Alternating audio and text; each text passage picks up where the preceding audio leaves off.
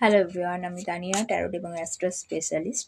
তো তোমাদের 2026 সালে কি ঘটতে চলেছে বা জীবনে কি আসতে চলেছে, যারা সিঙ্গেল তারা কি মিঙ্গেল হতে পারবে কিনা, যারা কাজ খুঁজছিলে তারা কর্মজীবনে সাকসেস পাবে কিনা, তো সেটা চলো দেখে নিই। আচ্ছা, তোমাদের কিন্তু আপাতত এই দুটো কার্ড এসেছে, সো চলো রিডিংটা দেখে নিই। আচ্ছা